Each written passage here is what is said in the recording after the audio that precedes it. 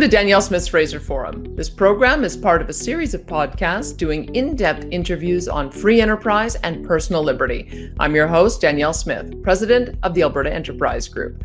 Go to fraserforum.org where you can subscribe, comment on the program, and see links to the studies we discuss. You will also find archives of previous episodes. Our email address is danielle@fraserforum.org. We'd love to hear from you. Hunting and trapping is long gone. I mean, what do you do? Well, he got them going on first growing grapes and selling grape juice to the wineries, and then setting up their own recreational businesses, their own winery that people could visit, and then a hotel, golf course, and so on. So he took the advantages that were there. His people developed those, and they're not in the top 21 yet, but they've made a whole lot of progress. So that's what it comes down to is that's why there's no one set scheme to follow. You have to analyze your situation and take advantage of whatever you have.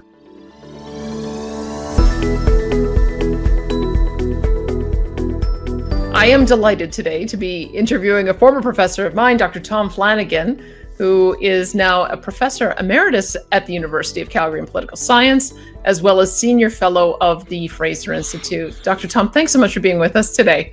Well, hi, Danielle. Yeah, pleasure to be here. Well, you've had a long history in writing about First Nations issues, and I want to talk to you about some of the more recent issues that we've been exposed to. But I am sort of interested in knowing, for instance, when you wrote your landmark book, First Nations Second Thoughts, what were some of the reasons that prompted you to get into this area of research? Well, that book was a response to the Commission of Inquiry on Aboriginal Peoples, which reported in 1996 and had been commissioned by Brian Mulroney when he was Prime Minister. And I thought that the report went in the wrong direction. So I wanted to respond to it, and I did try to do sort of a global response, hitting what I thought were a number of important areas. And in fact, the Chrétien government paid lip service to the report, but didn't really do very much to implement it. So I sort of felt maybe I'd made some ground there. Not that the Chrétien government gave me any credit, but things seemed to be moving in the right way for a while. But that didn't last. So we're back 20 years later with all the issues at the forefront again. I remember meeting many First Nations leaders when I was on the campaign trail, and some of them were pretty angry at that book, even still. And so I wonder, when you look back on it, is there anything in there that you think was misplaced or that you would have argued differently? Or do you think we're developing more of an understanding that some of the things that you recommended then are actually kind of the foundation for what we need to do going forward? There are no arguments that I made in the book that I would change today. Maybe I would change some of the language, although, evaluating the language of something written 20 years ago, people's use of terms changes. But I think the arguments are still the same. But what I've done now, research in the last 10 years, research on the prosperity of First Nations, is to take one theme from that earlier book on the importance of property rights and of sound government, and amplify those and try and show the linkage with greater prosperity of First Nations. So it's a continuation of what I've done before, but it's more on the positive side. Instead of saying I think this whole direction is wrong, I'm trying to say here's a direction that is working for many First Nations who've chosen to go this way. Do you think the reserve system in our current environment is one that can allow for First Nations to thrive, or is the structure of some of those nations and their remoteness kind of at the core of the problem? I'm still trying to sort of grapple with this, because as we develop new technologies, especially as we've seen through the pandemic era, if you've got good technology, you can pretty well do whatever work you desire from whatever location. And maybe technology is overcoming some of those remote distance problems. Or maybe some of these reserves were just so far out of the way, it's kind of set some of them up for failure. How do you see that now? Well, there's two questions in there. One is the reserve system, and personally, I think it's not ideal. If you could create a different world it would be nice not to have reserves, but the reserves were created for reasons that were valid at the time, in the 19th century, when the First Nations people were deprived of their livelihoods from hunting and fishing and trapping. And so land was set aside for them where they would, have a place where they could live. And in the southern reserves, they could make a living from agriculture. At this point, First Nations are, although they condemn the reserve system, they're attached to the reserves because that's where they have lived. There's, I think, zero likelihood of doing away with reserves. So what I've tried to do is point out how it is possible to make the reserve system work better. It's not a perfect solution to our problems, but I think it makes things better for some people, and maybe for many people eventually. So that's what I've been trying to do.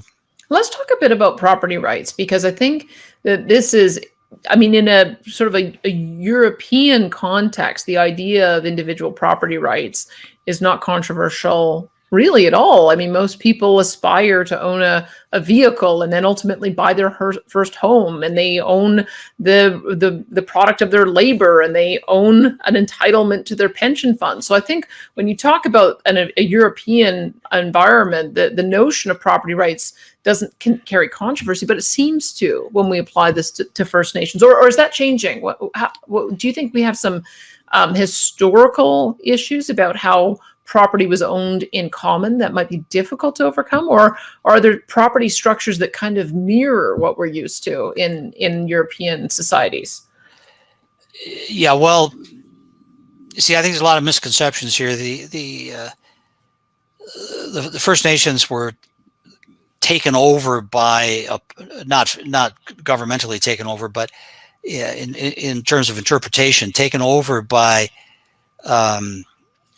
socialists and communists from the European tradition, who wanted to present First Nations as avatars of socialism.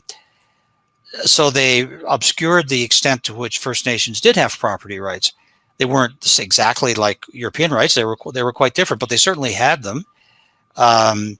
They owned their own weapons and housing, whether it was tents or cabins, their horses when they began to use horses, the products of their hunt, their trapping. The fishing societies had private sort of family ownership of fishing stations. Berry picking grounds were commonly owned. In the agricultural Indians of Eastern Canada, there was a kind of combined family and individual ownership of plots of land. Trap lines were owned by families and individuals within that. So there was an extensive system of individual property rights, which, one of the great tragedies is that when European dominance came, those pre-existing First Nations property rights were largely swept away. In an ideal world, they would have been recognized and converted into a form that could be protected under our system of law, but for the most part, that wasn't done. And so the impression grew that First Nations, were people without property. Well, that then started to get taught in the schools, and it got taught to First Nations themselves, and it became politically convenient for their leaders to adopt that position. But it's historically false, and it's not even consistent with the Indian Act. The Indian Act allows for a system of private property on reserves, known as certificates of possession, which are widely used, but it's spotty around the country. They're widely used in BC and Southern Ontario and Quebec, not used very much in the prairie provinces. But they're a form of private property, which is pretty close to fee simple, except that you can only sell it to another member of the band, or give it or testate it to another member of the same band, which is a big restriction. But still, within that restriction, it is a form of private property and allows for all kinds of uses like building housing and farming and setting up businesses. So there's potential there, even within the existing legislation. The existing legislation could be improved and has been improved in some ways, but even within that, there's lots of room to get working. I maybe shouldn't assume too much from our listeners that they understand why private property and those kind of ownership structures lead to economic prosperity, but they do. And so tell us a little about why that is. Why is it that private property ownership structures end up with better outcomes than common property ownership structures? Is there some simple way for us to be thinking about that and why that is so foundational to the work that you're doing now? Yeah, it's a matter of incentives. Private property sets up incentives for people to make better use of what they own because they reap the benefits from that.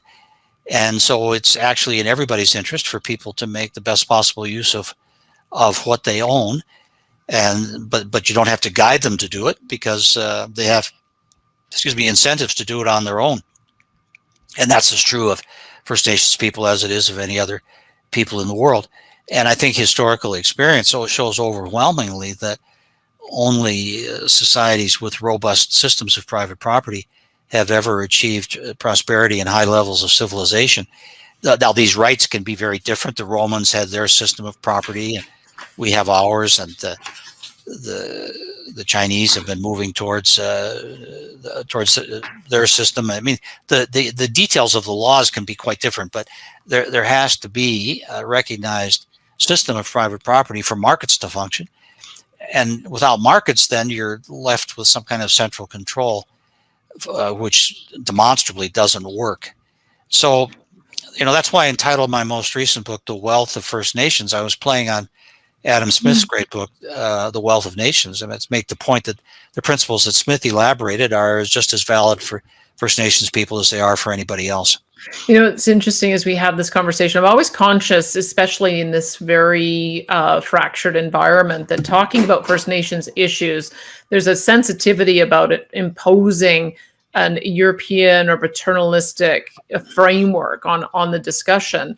And so I want to just unbundle that a little bit, because I don't know that that we've come to that conclusion 100% that private property matters. Otherwise, you take a very different approach in how we support First Nations through federal transfers, for instance. I mean, I don't know if there are very many First Nations where individual home ownership is common. You talk about the certificates of possession, but it seems like it's far more common to build housing and then operate it without that kind of ownership structure. And it seems like that might be one of the starting points for how we could change the way we do transfers. I don't know if you've got some thoughts on that for what might be working on certain reservations. Oh yeah, for sure. And this is what you say is true, but it's the source of the chronic housing shortage on Indian reserves. Is the property rights are not properly aligned. So on a lot of reserves, the band government pays for houses to be built and then assigns them according to some kind of waiting list. It's sort of like getting housing in the old Soviet Union. So you get on the list, you don't own it. You may not have to pay any rent at all, or maybe you pay some nominal rent that's not nearly close enough to the true cost. Again, each situation is different. You have to look at each one. But you don't have the normal incentives for people to care for housing and to reinvest in it. I'm sure almost everybody listening to this is going to know from experience that homes don't care for themselves. You have to be constantly upgrading and repairing. And that's true of homes on reserves as well. So, but there is a lot of individually owned housing on reserves using CPs, not as much as I would like to see, but there is some, and I think the experience shows that it's much better cared for. Now, I want to also add that there's another avenue down here. The one fork in the road of prosperity is through use of certificates of possession, and I think that's pretty important. But the other fork is rational use of the band's assets, treated as a sort of common property of the community. So it's you could almost compare it to a Hutterite farm where the community owns the land. Individuals may get benefits from it, but there's a communal way of making decisions. Now, in the case of the Hutterites, it's a sort of theocratic government, but in the case of First Nations, it'll be in a band government, which may be elected or not, depending on their system. And so there's a lot of good examples, too, of how bands are achieving prosperity through use of their common property to get into business. Fort McKay First Nation is a great example of that. They don't use certificates of possession, but they have used their advantage of location to engage with the oil sands, and they have set up companies which are owned by the band to create jobs for members. They go into partnerships with external companies to provide the expertise that they need, and they earn a lot of money for the community, which is then used for building housing, but they then charge a rational rent for the housing, and they make it the alignment of incentives is much closer. So it's not just individual property rights on reserves, although that for some First Nations that's going to be crucial, but for others they may go down the path of using their common property within the larger economic system, and that can work as well. I think it has some potential problems because it is still a kind of government control, but at least it's a government which is much closer to the people who are involved with it. And thus far you can see a lot of successful examples. And I want to get into some of those successful examples, but I don't want to leave this one last piece, because as you're talking, I was thinking of Hernando de Soto and the mystery of capital, and how important it becomes to have value in property that you can use as collateral to go and get loans. I mean, this is how a lot of entrepreneurs get started, is that they're able to pledge the equity in their home in order to get that initial loan. And the examples that you've given suggest that at least in a common property arrangement, First Nations are figuring out how to do that. But it does strike me that without that individual property ownership, that very first step in entrepreneurship becomes really difficult for a member of a band living on a reserve. Yeah, you're right. It is. So if you're going down the path of band-owned enterprises, the band effectively becomes the entrepreneur. Now, the way this dilemma was resolved up at Fort McKay, the band was the main entrepreneur, but the band government was also devoted to individual entrepreneurship. So they set up for example, a kind of business park on the reserve where members could locate their own businesses. And so while the band government was pursuing its businesses, there's members who were setting up their own individually owned businesses, trucking, heavy equipment, stuff like that. And there's some very wealthy members of Fort McKay as individuals, as well as a successful collectivity. So I think the two can work together, and certificates of possession is one approach, but it's not the only one. So I'm not dogmatic about the way in which I think you have to take account of cultural differences for people. Chinese, Japanese, Korean capitalism doesn't work exactly the same way as capitalism in North America, and First Nations capitalism will work in somewhat different ways, and those differences are interesting and important. But as long as you have incentives that make it profitable for people to do things that make them more prosperous, you're going to make progress.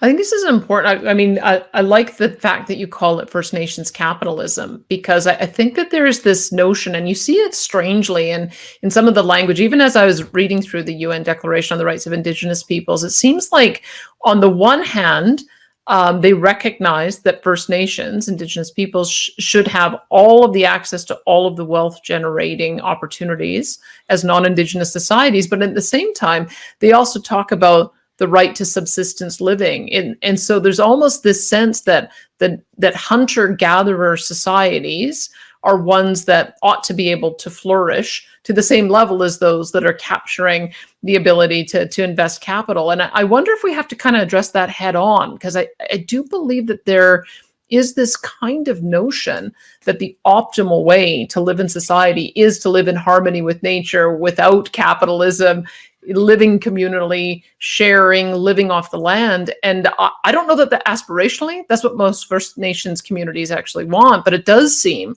like that is the model for how a lot of our our structures around supporting First Nations have been in the past. Am I misreading that, or do you think that there's something to that? Well, it depends on where you are. The hunter-gathering way of life is still at least semi-viable in some parts of northern Canada, where you still can't. Some people can still make a living by hunting, fishing, and trapping, and a lot of other people pursue it as a kind of an important hobby that contributes to their standard of living, and I think that's great. And we want to make that possible to continue. But realistically, that's only a minority of First Nations. The vast majority of First Nations people live in southern Canada, where that way of making a living is completely impossible now, and has been for a long time. And even agriculture now is not a viable alternative for most people. You've got to be part of the larger society and working within that to make a living. So it all depends on where you're located. And I'd be perfectly happy to see some remote First Nations, if they want to, continue to live in the bush with hunting and fishing and trapping. And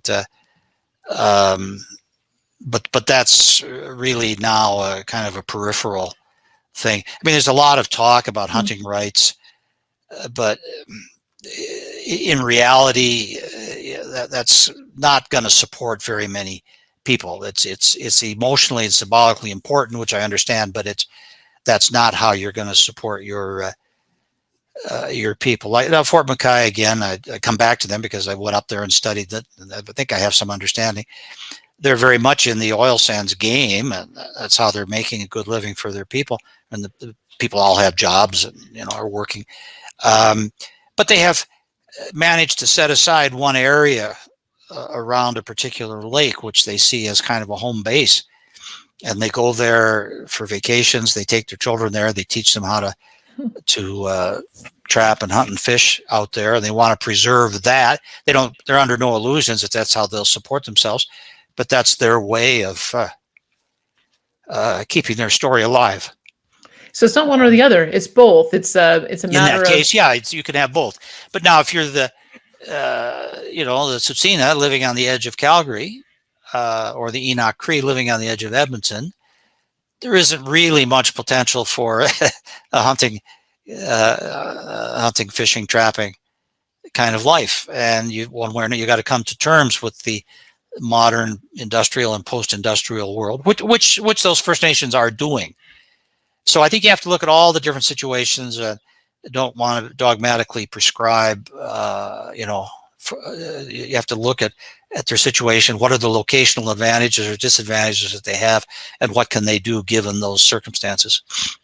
As we talk more about First Nations capitalism and own source revenues, I want to just have you address head on some of the other misconceptions as well, or maybe it's a structural issue. You can describe it to me, but I think that the federal government's obligations under treaty, and certainly with the entrenchment of Aboriginal rights in the Constitution, has resulted in a series of payments that go directly to First Nations. And it's been a growing share of the budget. I was surprised to read in one of the articles that you've written that it is now the second highest area of spending in the federal government. And so I want to deal with it in two ways, because in one way, tell us the sort of the foundation and nature of those transfers, because we all have municipal and provincial governments that also receive a substantial number of transfers and provide a substantial amount of programming.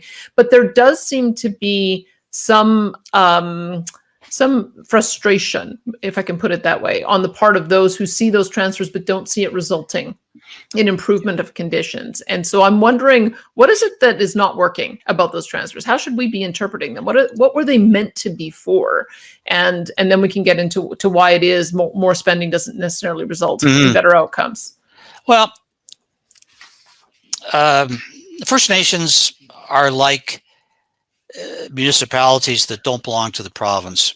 Oversimplifying, but that's the first cut at it. So these are municipalities that are not governed by a Provincial Municipalities Act. The Indian Act is kind of like a Municipalities Act for First Nations, and the Federal Department of Indian Affairs is kind of like a provincial department of municipalities. There has to be a set of rules when you're going to have communities around the country that are not fully governed by normal provincial rules. You got to have a set of rules so they can interact with the rest of the world. So those rules come from Ottawa, and there will always have to be transfers from a senior government to municipalities. That's, again, it may not be ideal, but that's the way Canada has always been set up, that local governments are to some extent subsidized by senior governments. And so First Nations governments will deserve and will continue to have subsidies to make their communities viable. And, it goes for all, obvious things like building roads and funding schools and their system of local government, and on and on and on. Now, and to me, that's not controversial, that would happen.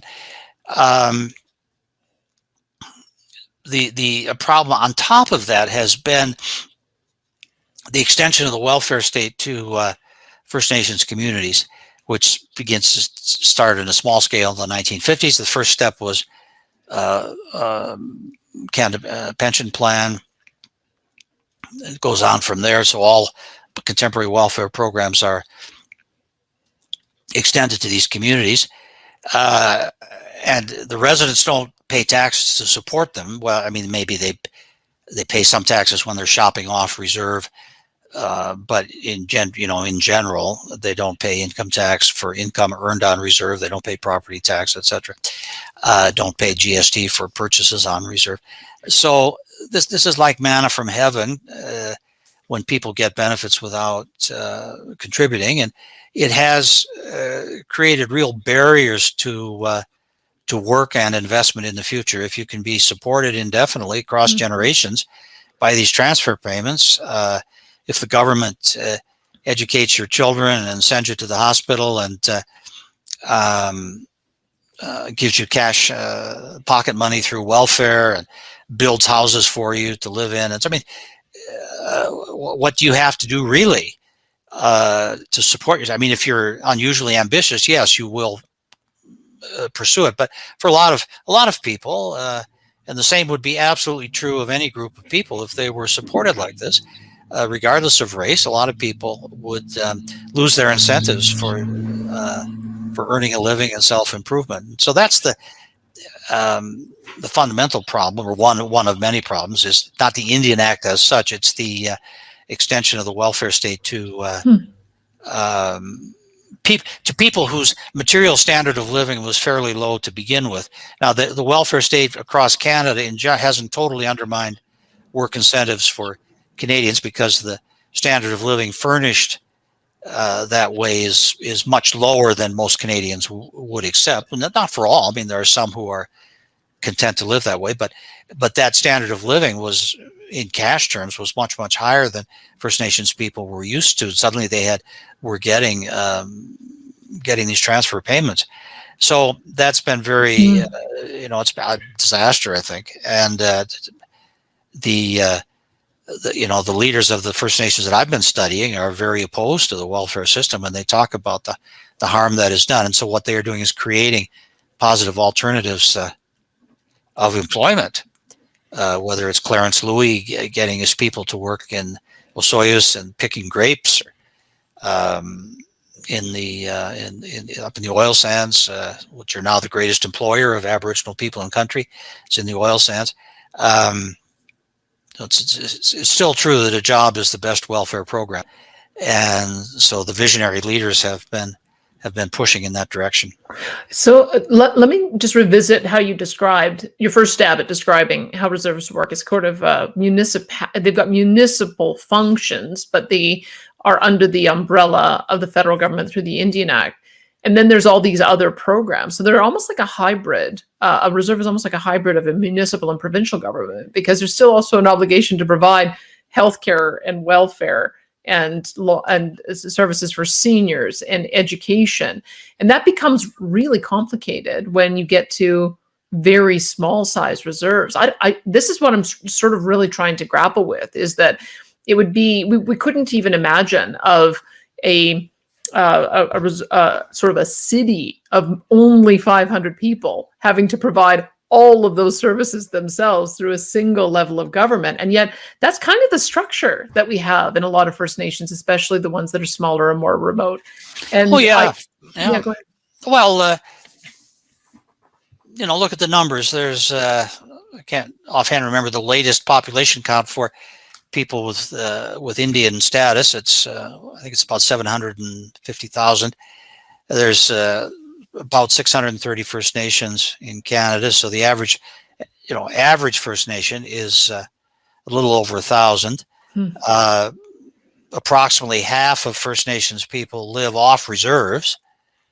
So the average reserve population is going to be 500 or 600. Now there are a few that are bigger and can use the advantages of a larger population, but there are so many that are really very small. And excuse me, yeah, that's a fundamental problem. There may be some solutions to them, but the solutions obviously have to involve cooperation with neighboring entities to get the services that you could never possibly provide for yourself. And same thing happens. Rural Alberta has many small communities, and they get together and they provide some kind of regional school or regional high school. They set up a regional water system for water and sewage, and these are problems that have solutions if you can work together. But if your starting point is that you're a sovereign nation of 600 people, that doesn't get you very far. No kidding. Okay, so then let's talk about how important own source revenues have been. And I wonder if you've seen a change in this in recent times, because as we've already established, you've been looking at the prosperity on reserves for a number of decades now. Has there been some kind of turning point where now we're beginning to see a lot more of this economic development, or is it just that it's always been there and we're just now quantifying it? No, it's definitely growing. No question about it. It's not growing everywhere, but it is growing for those First Nations that are developing a higher community well-being index, which is a way of measuring the standard of living on a reserve. And own source revenue is quite strongly correlated with the better community well-being index, and that own source revenue is coming in different ways, and that's good because it shows that there's a lot of different possibilities.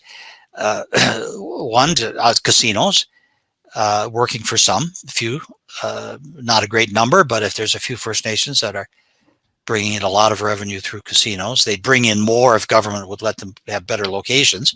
But that's one example. Another is resource revenue. Production of oil and gas, for example, not only, because also hard rock minerals and forestry are important, but resource royalties, co-ventures with corporations that are doing resource development, real estate development near cities that can take the form of residential housing, shopping centers, golf courses, hotels. Almost anything if the location is good. Recreational developments, well, casinos are a kind of recreation, but you can also, for you have the right location, you can have marinas for boating, fishing lodges, hunting lodges, campgrounds, all sorts of things, big and small opportunities for earning revenue. Location for other kinds of businesses. Often a reserve can offer a low tax environment, and so there's some of that in some reserves that are near big cities. But the reality is most reserves are relatively small. They don't have a big labor force to offer, so it's occasionally that may work out, and if it does, that's great. But it's probably going to be more a matter of favorable location. But so businesses can be cited on, so you can have like a business park on reserve. That's their biggest resource, is land from an economic point of view. And some of that land is very well located for different purposes. Some of it is not very valuable at the present time, but maybe it will be in the future. Well, it's let's talk about this as well, because I wonder if it requires a different set of policies to try to deal with those remote rural communities. Because you're quite right. When I was reading your work on the successful casinos, I've been to a lot of them. I've been to Grey Eagle, which is right near Calgary, on the Tsuut'ina land. I've been to the River Cree, which is on the Enoch First Nations, even Stoney Nakoda, which is en route to Banff. I think all three of those are incredibly well situated and quite profitable. And I just sort of assumed that was the case with a lot of those facilities, is that they were located where they would have the highest chance of success. But that sounds actually like it's kind of unusual. It is. Government of Alberta has been the most, what I would consider, forward-looking in allowing First Nations to have profitable locations. There's only two really profitable types of locations. One is metropolitan, and the other is some kind of vacation resort ambiance. So we have Calgary and Edmonton. Even the Stoney Nakoda, actually, they wanted to be much closer to Calgary. They wanted to locate it on the edge of their reserve, but the government wouldn't let them because they would be too much competition for privately owned or government-owned casinos in Calgary and Edmonton. So they had to take second best, which is the Banff Highway. It's it's better than nothing, and they do make money, but they don't make nearly as much as the Grey Eagle or Enoch River Cree. But when you go to other provinces, the First Nations mostly shut out of the metropolitan areas: Winnipeg, Saskatoon, Regina, Toronto, Montreal, on and Vancouver, on and on and on. So they get rural locations, and they make some money, and that's great, but it's not nearly as much as they could make. Anyway, but the bigger problem of location, yes, there is a really serious problem of remote northern reserves. And, everybody knows the names of a few that have had chronic, terrible problems, like Saskatchewan and so on. And the research shows, quantitative research that I've done shows, there's definitely a correlation between favorable location and making progress, and reserves that are more remote.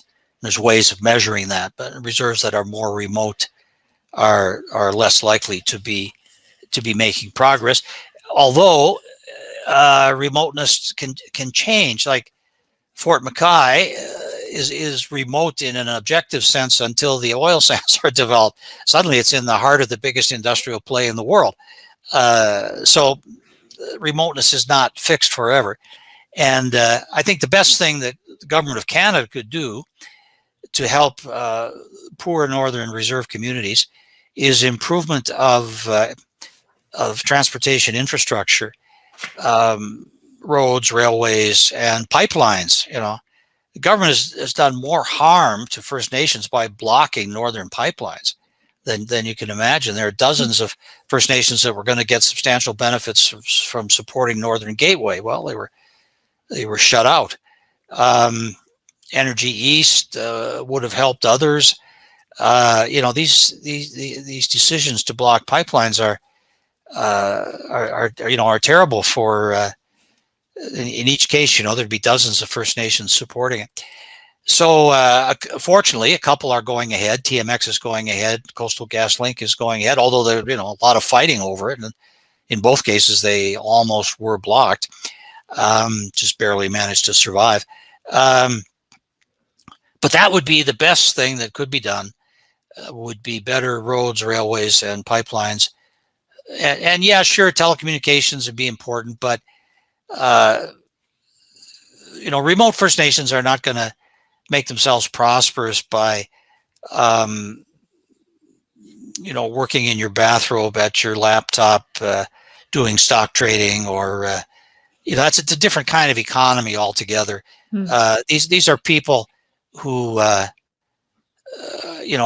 going to prosper by building things, clearing things, living in a resource frontier. And those are the kinds of opportunities that they need roads for their trucks. pipelines for the gas that they can, or the oil that they can help to produce, and they need better harbors for their boats, and that's the kind of stuff that they need. And it may well be that it's both, because ultimately you can deliver better services remotely if you've got a good internet connection. So telehealth as a for instance, or distance learning as a for instance. So maybe we're on the cusp of developing enough available broadband technology that some of the rural communities can be interconnected that way. I'm thinking of Elon Musk's satellite project, which is intended to essentially give broadband to the world. And I suspect that's going to make an enormous difference. But you're right, if you don't even have a basic road year round to get in and out of your community, I'm trying to even imagine how much that would change most people's lives if they had to, if those were the circumstances presented to them. And I think we need to be very clear that that actually is the circumstance of many First Nations. You should give me an idea of how many. How many have an ice road and that's it, and then they're sort of cut off from the rest of direct access commuter roads the rest of the time. Mm-hmm. Well, it's like about 20 or 25% of First Nations are, let's say 20% are in a really remote category. So that's a lot of First Nations, but still it's only a minority of the overall situation. If 20% are really remote, well, 80% are not. So how do you address the special problems of the really remote ones? And I'm not against better services, yeah, for sure, but better services are not going to deal with the situation of chronic poverty. People don't get out of poverty by getting better services. If we've learned anything, we've learned that they get out of chronic poverty by getting jobs and becoming self-supporting. So, better services are fine, and they should have them, but that's not what's going to make the difference. What's going to make the difference is more job opportunities. So let me talk to you, if you can, because you've looked at the community index, and tell me what some of the factors are when you're judging how well one community does relative to the other. Because I remember looking at the results that you did for Alberta, and I think Fort McKay is not only the most prosperous First Nation, but I think even in terms of some of their measures, they are the most prosperous a jurisdiction in Alberta, period. They have so much highest income, yeah. Yes, exactly. Yeah, highest income, yeah. They wouldn't score the highest on the overall community well-being index, but they do have, in fact, the highest cash income. Yeah, there are 4 factors in the index: income, participation in the job market. In other words, are you employed or not? Formal education. What's the highest level of formal education?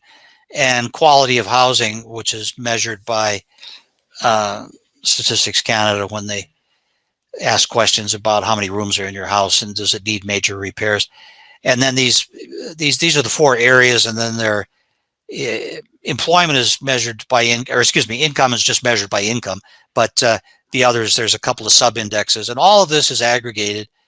And there's a bit of mysticism in it doing this. It's kind of arbitrary, but this is the way these measures are constructed in all kinds of economic research. There's nothing really different about this. And so it's a standard type of approach.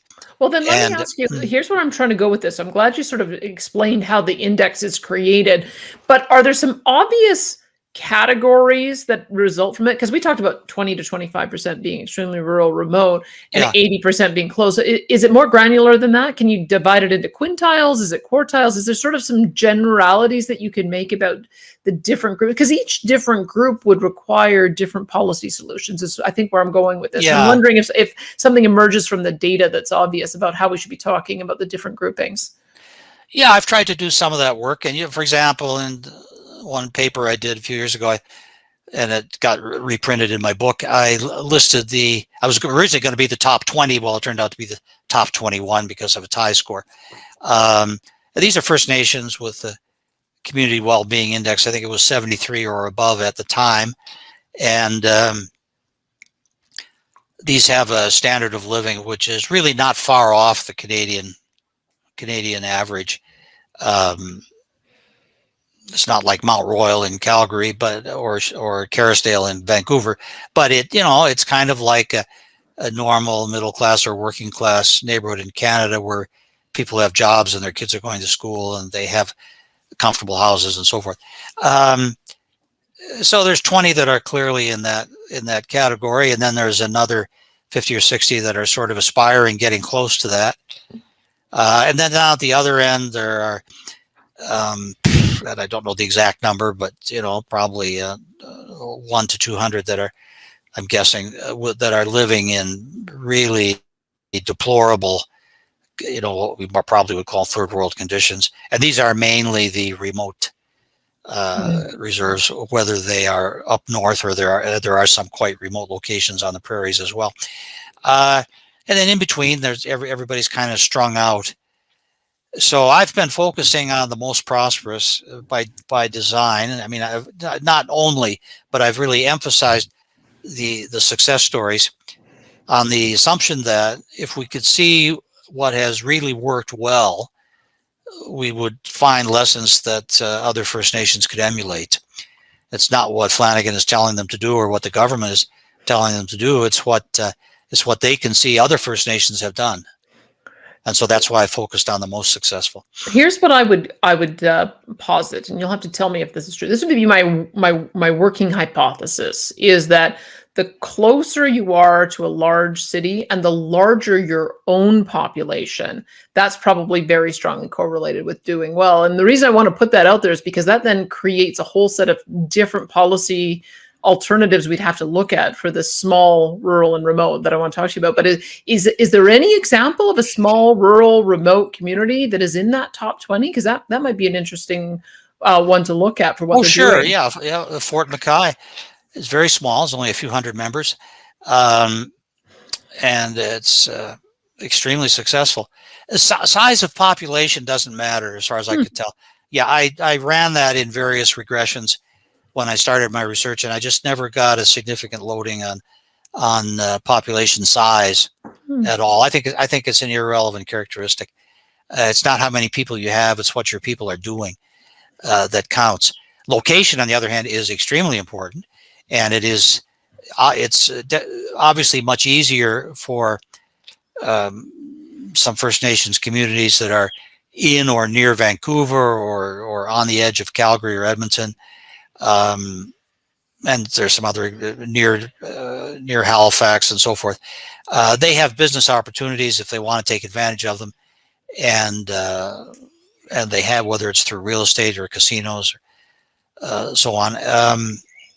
So yeah, there's a heavy. If you look at that top 20, like about half of them would or more would be obviously good locations, but then the others are those which are rural if you look at the map, remote if you look at the map, but they do have something that they can work with, whether it's being in the oil sands or whether it's being near hard rock mine possible development, or whether it's having a good forest that can be managed. So there are these, or agriculture, like Clarence Louis down in Ownsource. I mean, it's a picturesque spot, but the people were desperately poor until he came along, because the potential there, it's basically wine and tourism. That's what they have going for them in that area. Manufacturing's not going to be important there, and agriculture other than specialized things like grape growing or fruit growing is very limited.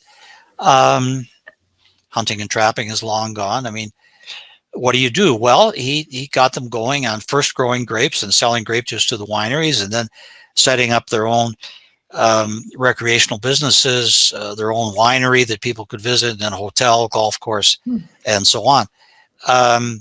So he took the advantages that were there, and his people developed those, and they're not in the top 21 yet, but they've made a whole lot of progress. So that's what it comes down to, is that's why there's no one set scheme to follow. You have to analyze your situation and take advantage of whatever you have. So let's then talk more about infrastructure, because I'm going to say something that I'm probably going to get in trouble for, but But you have one of two ways of addressing this rural remote impoverishment. One is that you say, here are the essential elements of infrastructure that we need in order to give access to the community. We need an airport, and we need a major highway, or we need to have a rail line, or maybe all three. But there's a cost factor. If you're building all that infrastructure just to get to a very small community of 300 or 400 or 500 people, then maybe it makes more sense to say, gosh, we made a mistake when we established the reserve where we did.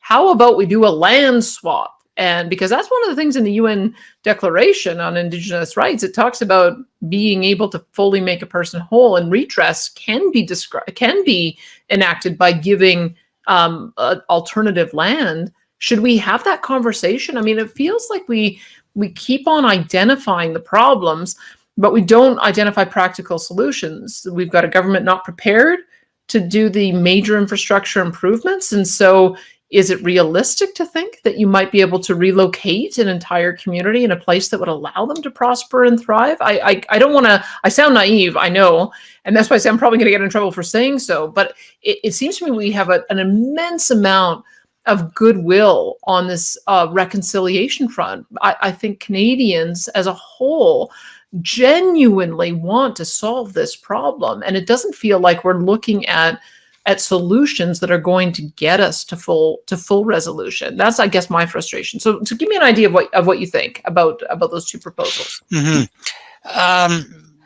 Well, you're right. Some infrastructure would be just way too expensive right now. So I think what you do, the practical way of approaching it, is to build infrastructure where it's part of a larger development that's going to be profitable.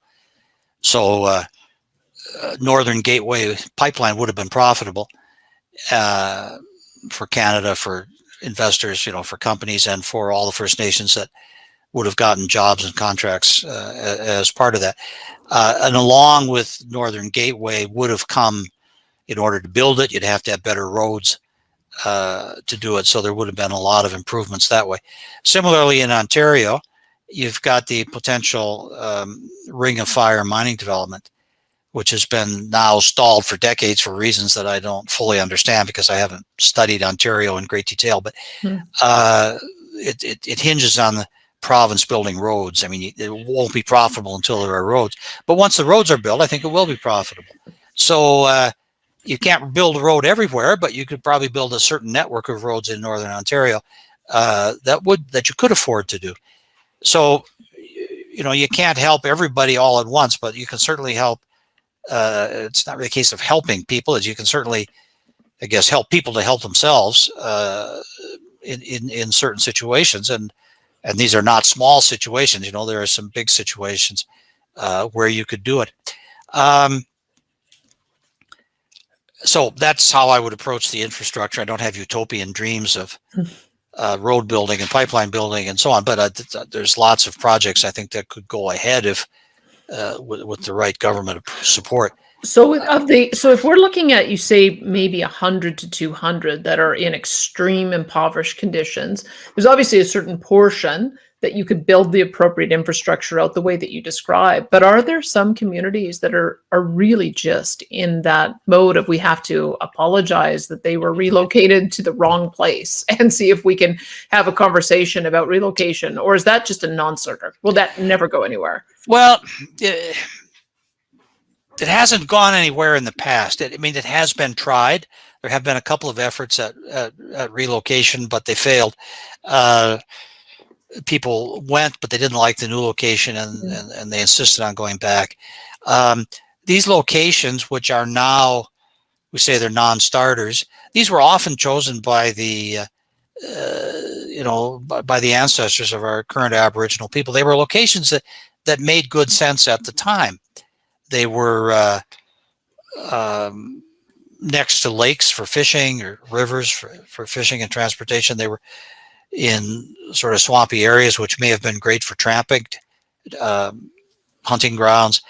They become less useful in the modern age, but the people are historically attached to these areas, and they have reasons for wanting to stay there.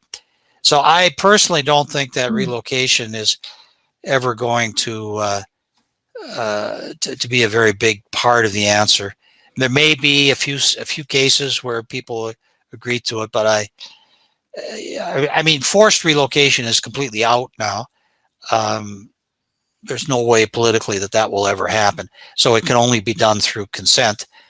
And the experience shows that consent is not easily forthcoming. So I just have chosen not to explore that road. I just don't think it's going to happen.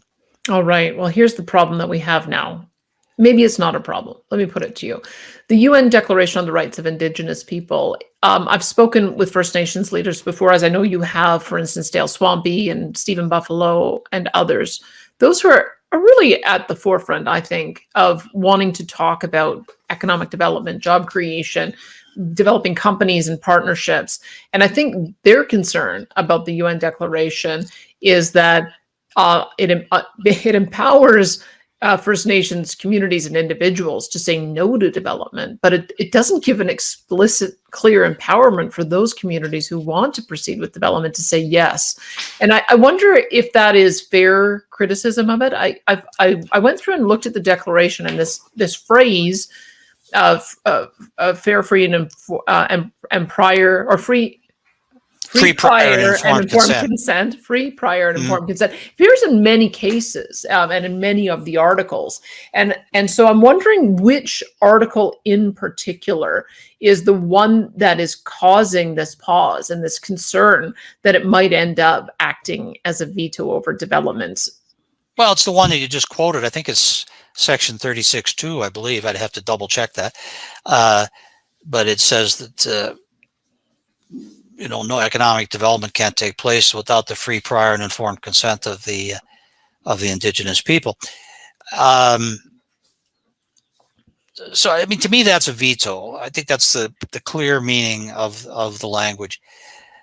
Well, Canada has developed an alternative jurisprudence over many years, which has created the right to be consulted and the duty of government to consult and accommodate.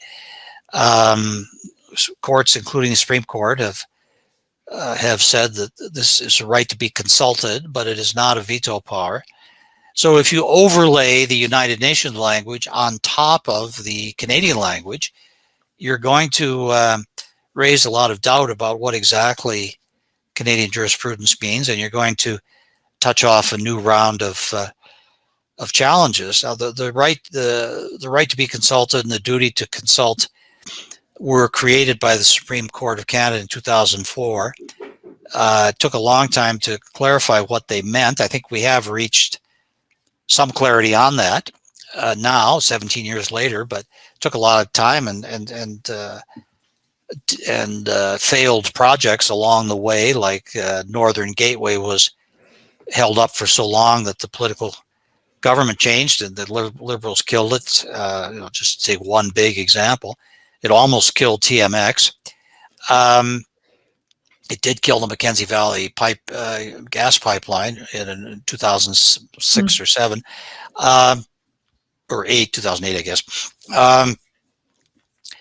So, we have our own jurisprudence, and what the UNDRIP will do is to put all that into doubt. Now, I try not to be a Chicken Little here. The sky is falling. The bill that's going to be passed doesn't actually legislate the UNDRIP standard of in this regard. It says that Canada should be moving in that direction and should set up a process for getting there, and there's also consultation, and there has to be an annual reporting and so forth. It doesn't immediately say that the First Nations have a veto power, which the Supreme Court has said they don't have. And it could be that over a period of years that this will be consulted in a way which is, not damaging. So I'm not saying sky is falling today, but I was opposed to it. I think it creates, additional headaches that we don't really need after we have in fact made some progress on this front. But, that's what happened. It's going to be passed. So now we'll have to try and work within that. as best we can. You know, it's interesting because here's the danger that gets set up is we've just talked about the essentials that are needed to bring infrastructure to communities.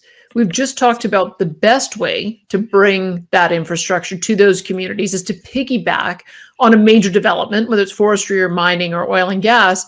But by giving this veto to elders in a community, if they use a traditional or an historic hereditary approval process, that could cause companies to try to steer away from the very communities that they should be steering towards.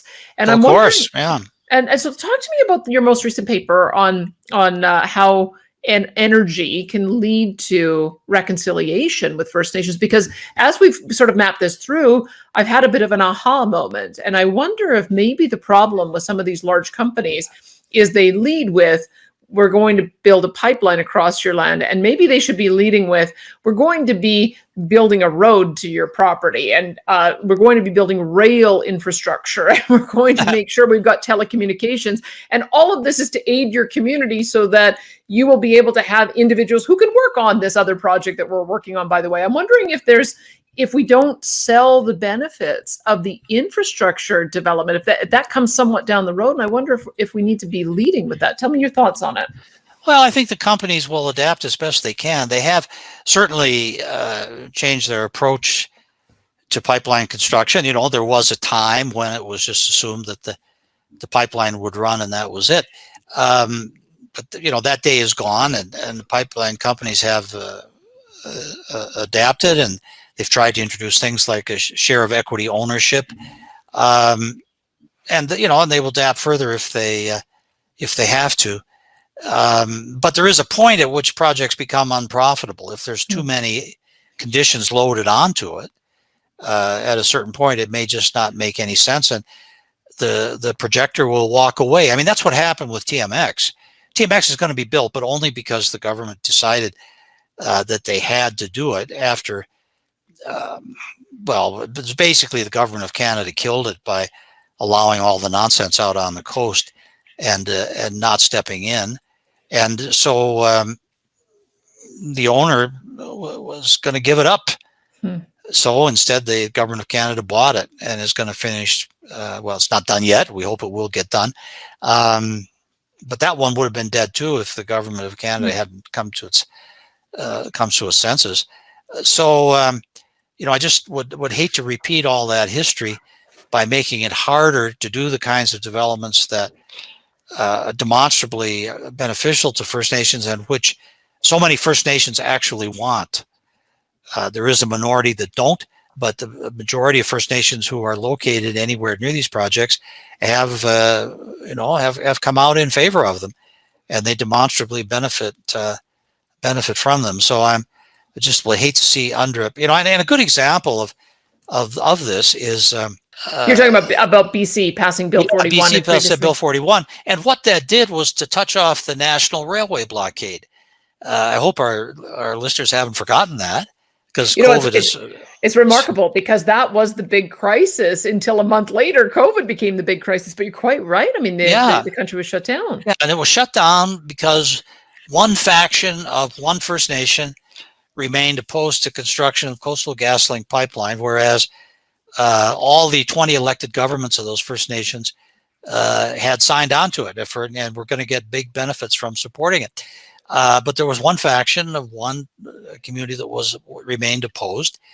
And once Bill 41 was passed, this one faction picked up the mantle of UNDRIP, United Nations Declaration of the Rights of Indigenous Peoples, and and they said, we haven't given our consent.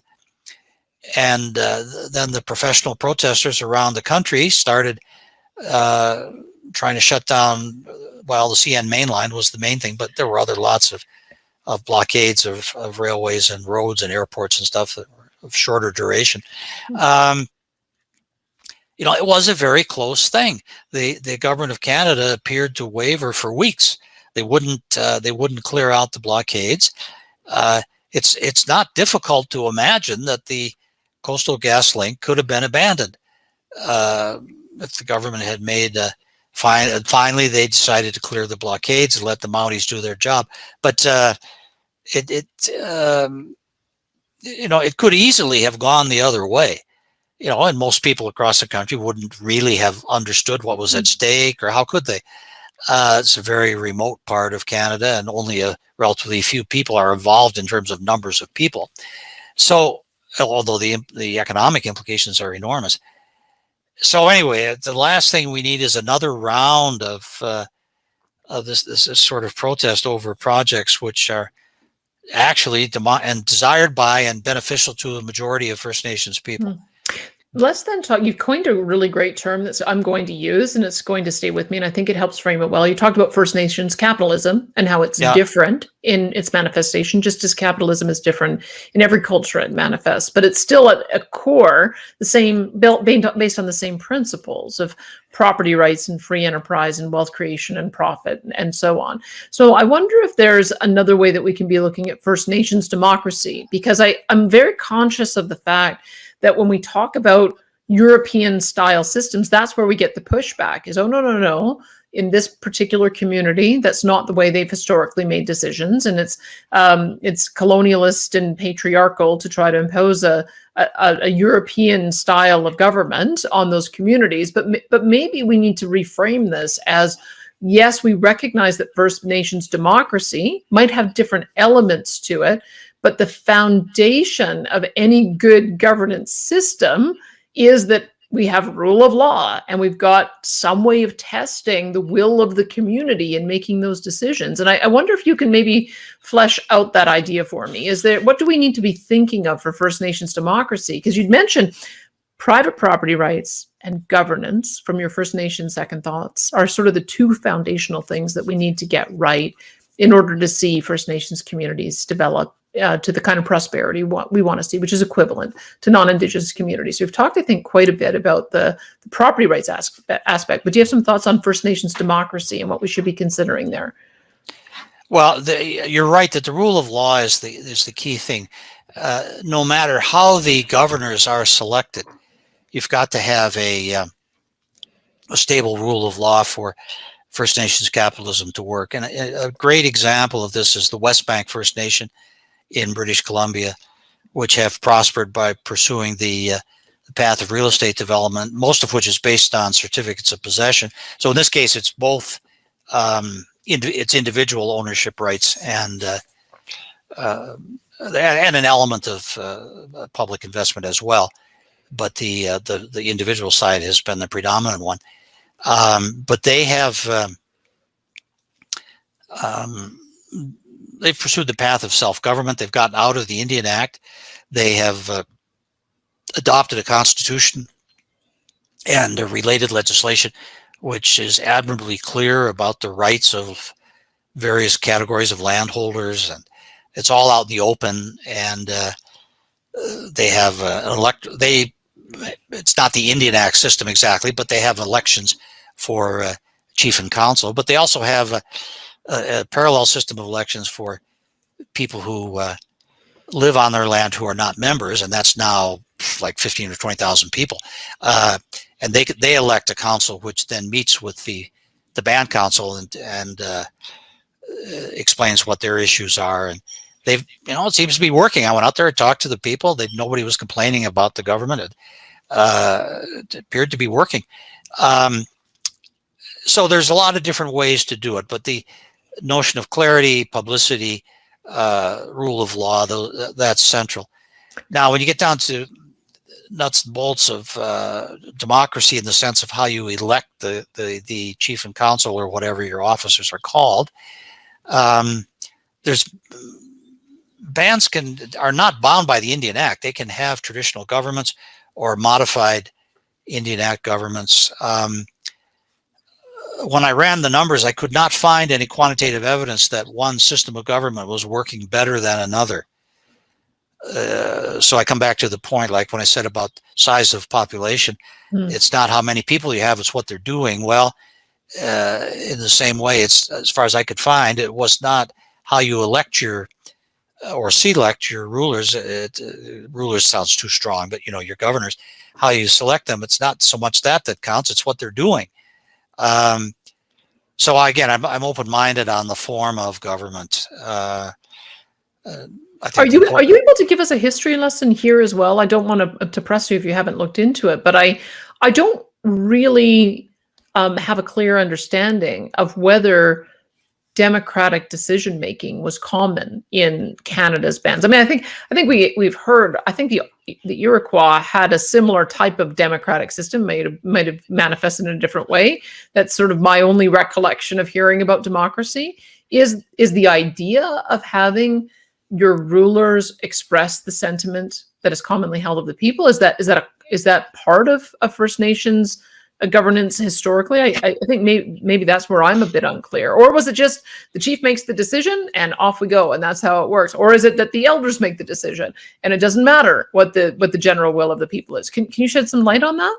Well, yeah, I hope so. The notion of formal institutions of government, as we understand them, was not part of the cultural heritage of the Canadian First Nations.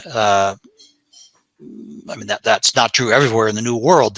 The Incas and the Aztecs and so on had formal institutions of government, but North American Indians did not. That's not to say that their governments were arbitrary by any means.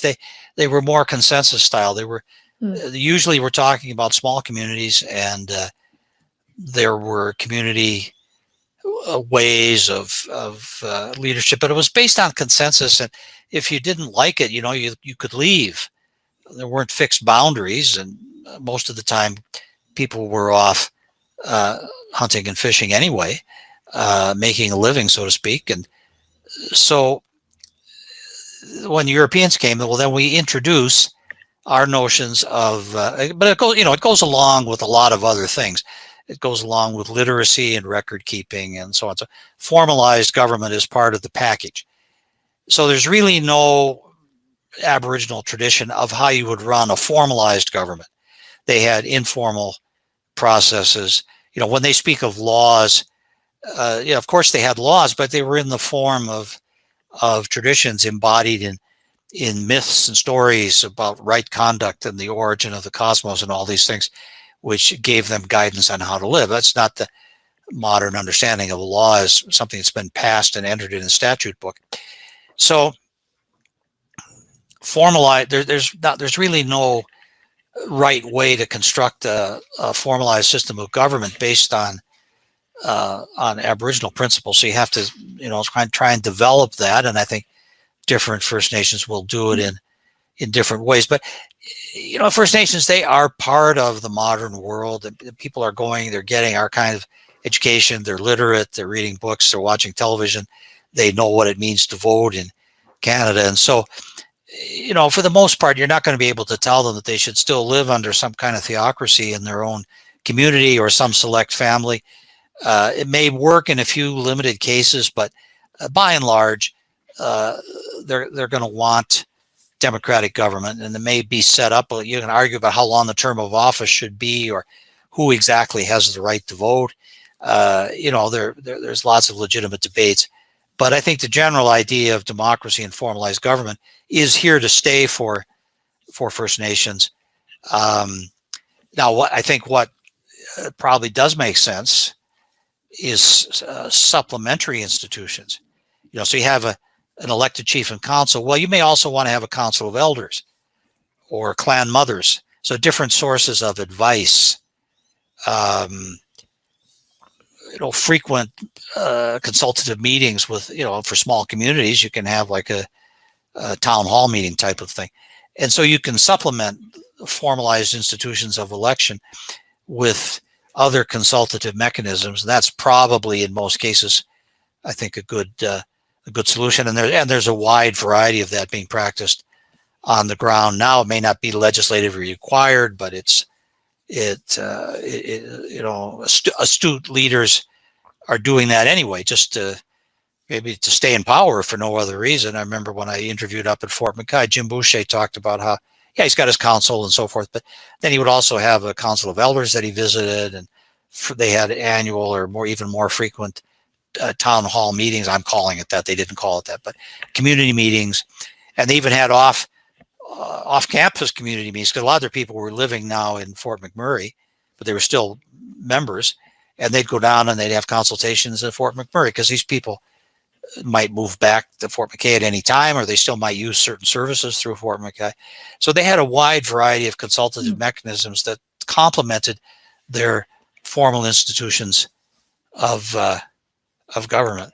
I'm stuck on something you said at the start of this conversation, which was in this kind of consensus style government, hunter-gatherer kind of government, if you didn't like the decision being made, you could leave. And that's quite different than what we're seeing in Manifest today, which is, I disagree with the majority. I disagree with the elected councils. I disagree with the community. And therefore, I have veto. That's a kind of a different conception. And I'm wondering, is there some precedent for that in what we know about Indigenous governance structures? Is there precedent for veto? Yeah.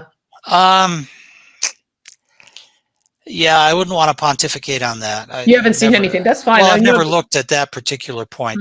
I mean, I'm pretty certain that the old general reality was consensus and backstopped by the possibility of leaving if you were really unhappy.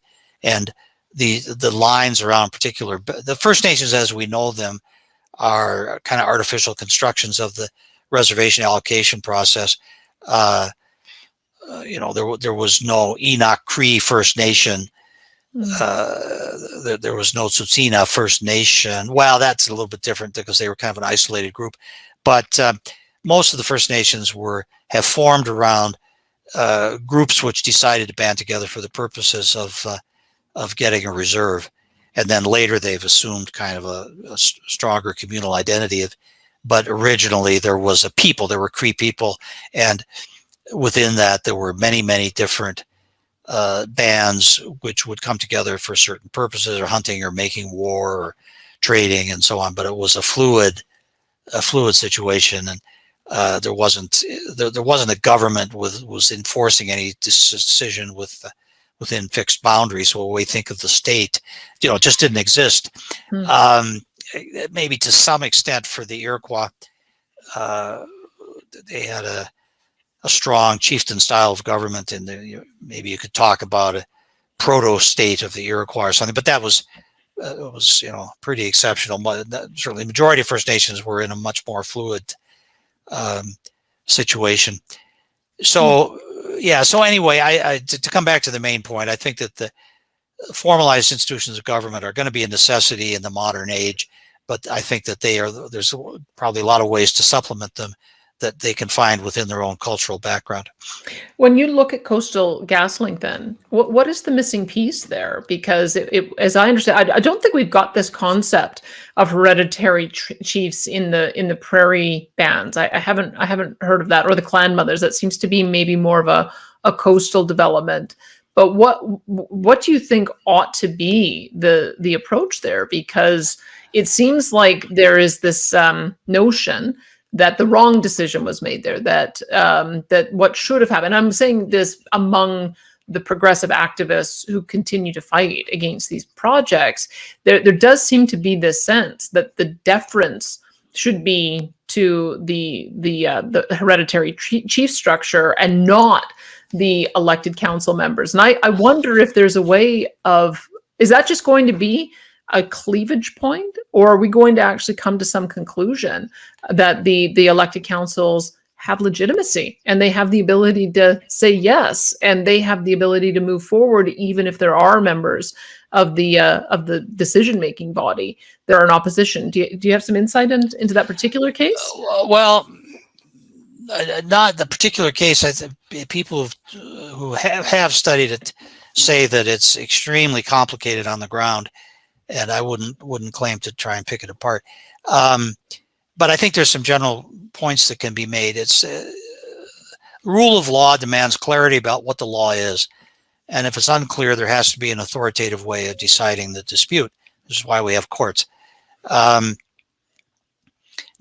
if you can have traditional structures like Council of Elders or something, if they are advisory to the elected government, then you have clarity. Elected government makes a decision. If their voters don't like it, they can vote them out of office the next time. You have frequent elections, probably too frequent actually, but anyway, there are mechanisms of change. So, and any major economic development is going to go on for many years. So if a chief and council are running roughshod over the opinion of their members, it won't last. They'll be defeated at the next election.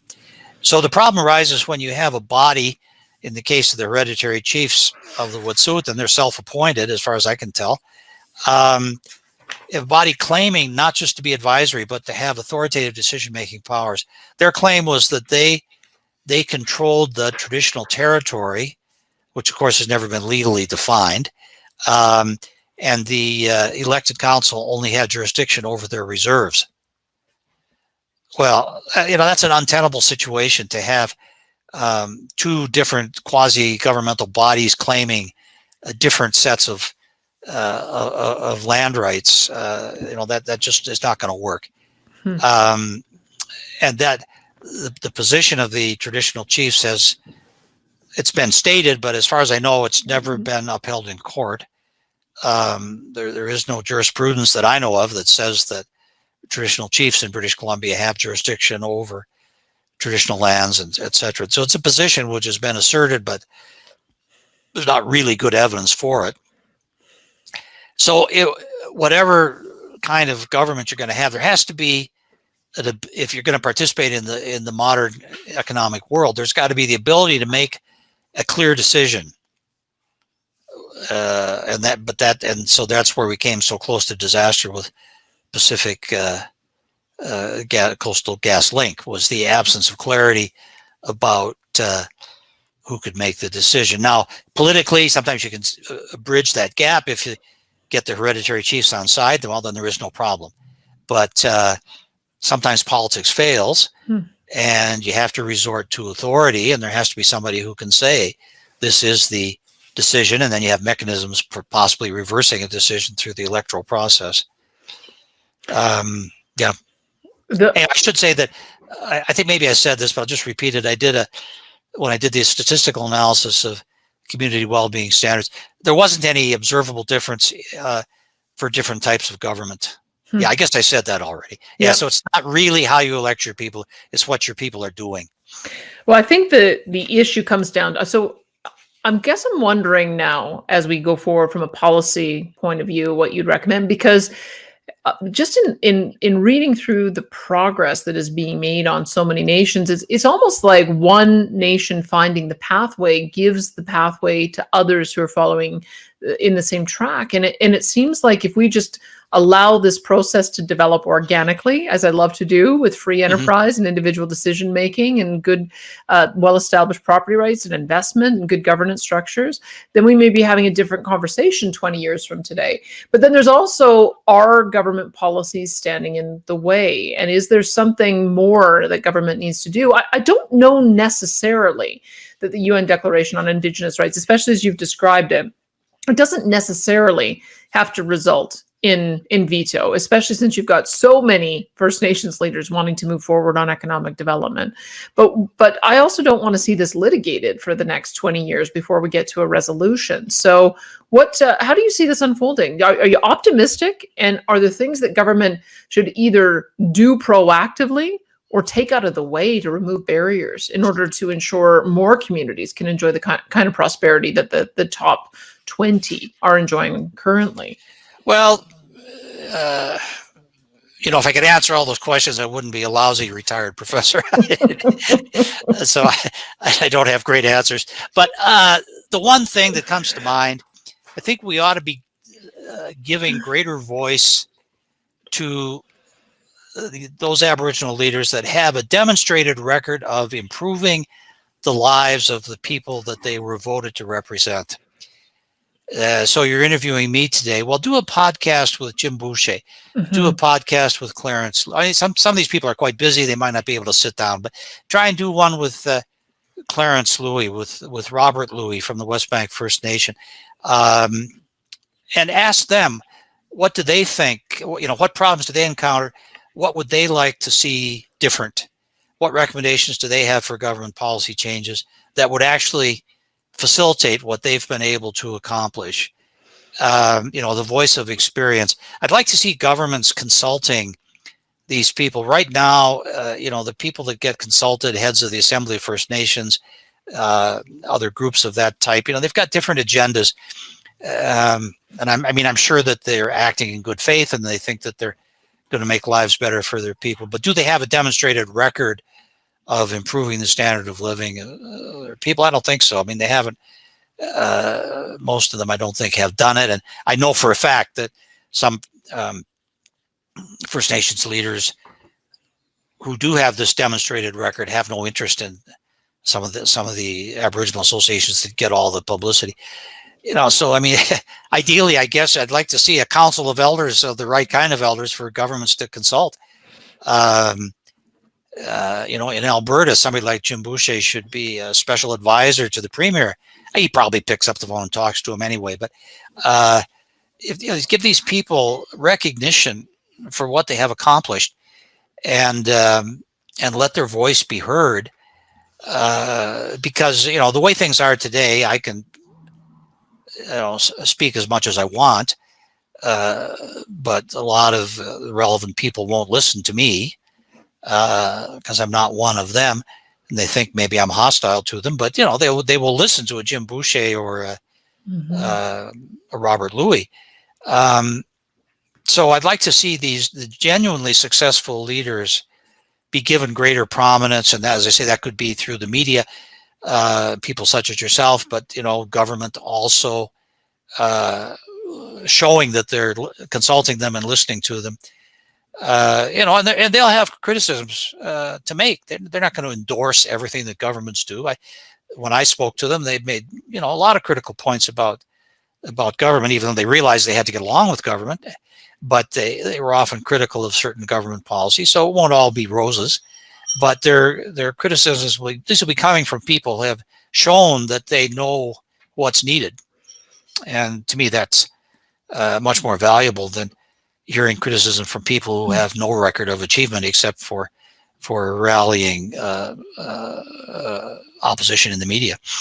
What about neutralizing those who are, and I want to be generous, and I want to think that the environmental groups that partner with First Nations have the First Nations interests at heart, but I'd be quoting from First Nations who don't see it that way, like Ellis Ross and others who see that in some ways you've got environmental groups that come in and exploit the very powerful First Nations rights to stop development, and then they go away and go on to the next campaign. I don't know if you have some thoughts on what the energy industry or the forestry industry or the mining industry should do to try to counteract that negative force that has been so successful in stopping the very development the communities need in order to achieve some of these goals. Well, we do live in a democracy, and people have a right to speak. So there will be voices of people that you disagree with, or you think they're profoundly wrong, and you may even think their motives are bad. But nonetheless, they have a right to make their case. So really, the only way of countering it is to trying to get your side out in the public forum, and that means promoting. And this is happening to some degree. And you mentioned names like Dale Swampy and Ellis Ross. And I think that's the right way, is to find the leaders who take a rational position on these issues and promote them as much as you can, and let them do your talking. They have far more credibility than people from the outside will. So my little contribution, I think, has been to chronicle what the successful Indigenous leaders have done, and try and record that systematically using the tools of modern social science research to make the information widely available for anybody who wants it. But the point is really to see what the successful communities have done. And of course, leadership doesn't exist in a vacuum. You can only have leaders if you have followers, and so it's a community responsibility. And so, but highlighting these success stories and letting the successful leaders, give them a bigger voice, I think that would be would be a contribution. I've pretty well given up on legislative reforms. They're not always useless. Some of them have been beneficial, but some have been positively harmful.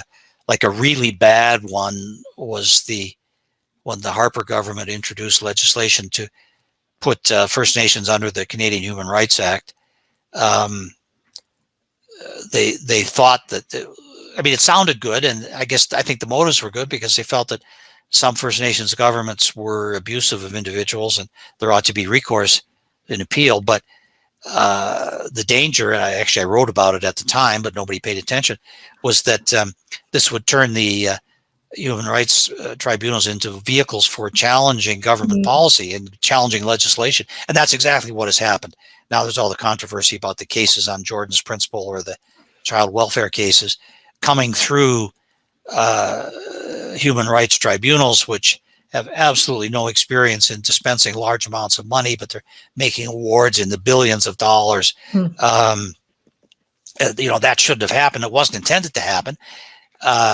It was an unintended, although not an unforeseeable, but it was an unintended consequence of probably well-meaning legislation. So now I could point to legislative reforms that I think have been beneficial, have opened some doors, but you got to have people walking through the doors. That's really the biggest need, is to get the local leadership galvanized, and you're not going to do that through government.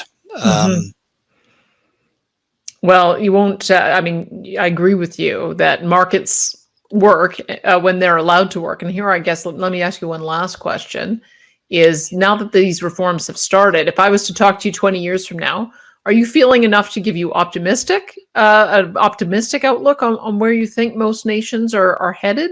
Or are you worried that the progress is being stalled substantially?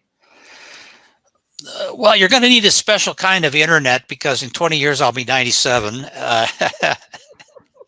And you'll still be publishing, I know it.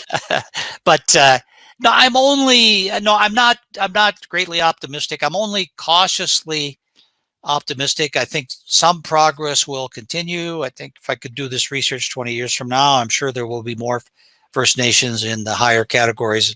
Standards of living will be better for some. I think there will still be a persistent problem of Indigenous poverty. There isn't a problem to be solved. There's a situation to be ameliorated by people doing the right things for themselves.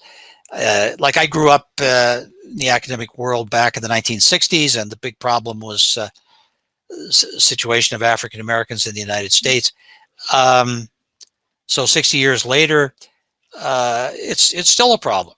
There actually has been some progress, probably not as much as there should have been, but there still is a persistent problem of Black underclass in major American cities. It's a long time, and that hasn't gone away. So the things that we talk about today won't be gone in 20 years, and we shouldn't dream of it. This is the world, and there are some unfortunate situations, and we can't make them disappear. I think what we can do is allow as many people as possible to make life better for themselves. And if you can help with that, well, that's progress. All right. Thank you so much for the conversation today. I sure appreciate it. Okay. Bye-bye. Bye now. That was Dr. Tom Flanagan, Professor Emeritus of Political Science at the University of Calgary and Senior Fellow at the Fraser Institute.